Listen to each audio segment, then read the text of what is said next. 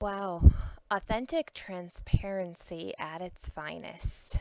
This is Sandy Mackey back again for another podcast episode of random musings and a little bit of fun. So, if you tuned in yesterday and listened to the podcast, you would have heard that it was the first in what I intend to have as a series of many podcasts exploring kind of cool and interesting things. The reason for doing it is I thought it would be a little bit of fun. I have random trains of thought that probably run through my head almost every moment of every day. I know that we could look at all the studies of how many thoughts we have any given day, how many are our original thoughts, and how many are just rehashing the same thoughts over and over and over again. Something interesting to take a look at. An excellent book on the topic is Managing Thought by Mary Lore, a friend of mine who wrote an interesting book on the topic and would help if you're exploring the thought that you're thinking about your thoughts and what you would like to be able to do with those to influence yourself for good and positive changes in your life. I think that you may want to take a peek at it. So let me talk about some of the thoughts that I've been having since releasing and hitting publish on this venture since yesterday. Authentic transparency is scary. It is scary because I think that we spend so much time worrying about what other people think and how they're going to react that we forget that it's really more about us and how we're going to react. One of the other things that you'll probably notice in these first several episodes that I do is I'm having a dialogue in my head as I'm speaking the words, whether or not to use the word I or use the word we or you. I know intellectually that when I use the word I to explain thoughts that I'm having, it's a lot more powerful than when I say you. Because when I say you can't really relate to you. It's a little bit more ambiguous and a little bit less direct. When I say I, by way of an example or anything else, then it's more easily internalized.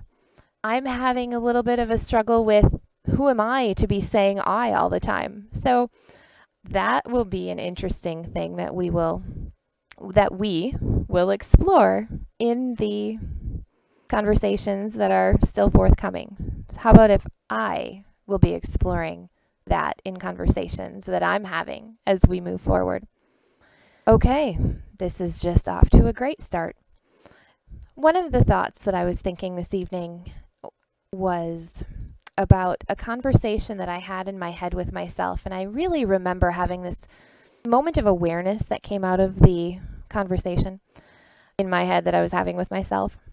So to set the situation up, I was in the office one day thinking to myself about how a conversation with my business partner was going to go. And I was coming up with all of the scenarios in my head. Well, I could say this and this and this, and then he could respond with this and this and this. And this is how I would go if this happens, and this is how it would go if this happens. And I was growing frustrated as a result of having this dialogue in my head with myself about how I thought this other conversation would go. I ended up saying out loud to him, so I'm having a conversation with you in my head. Actually, it's kind of an argument, and I'm losing. So I'm mad at you. Think about that.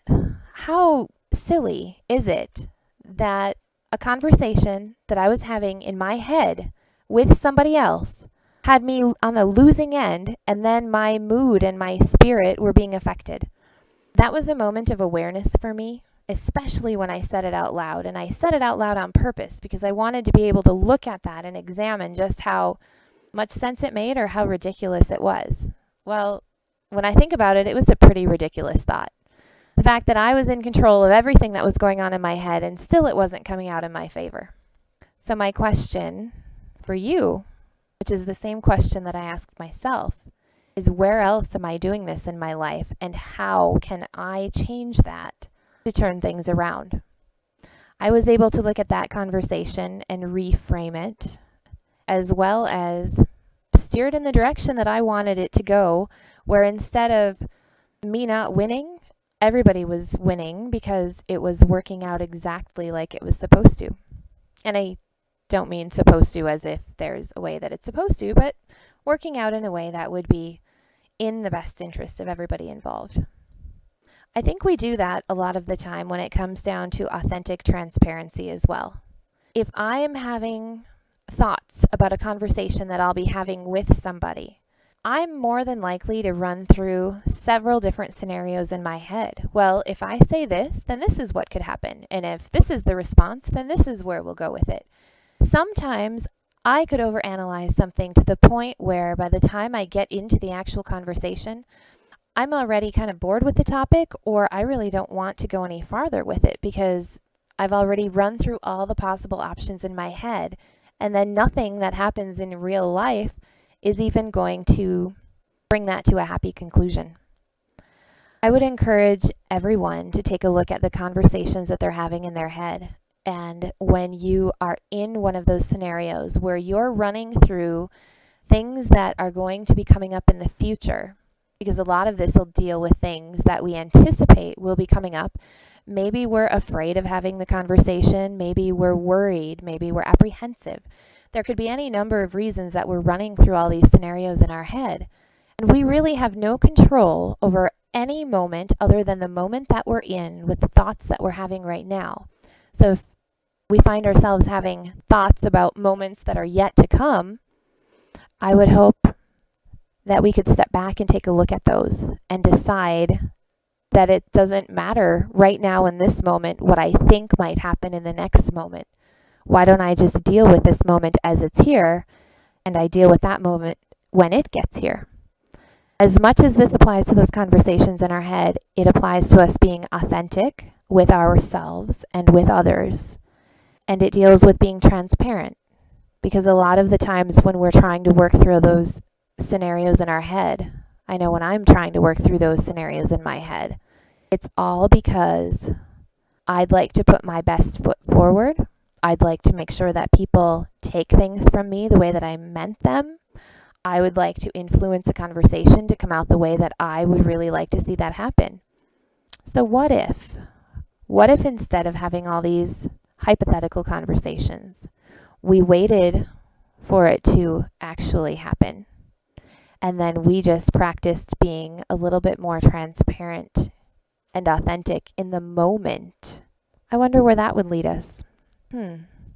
Maybe that would lead to where I am right now in this moment, sharing just a little bit of my fear about being real with you. Thanks for tuning in. Until next time, make it a good one.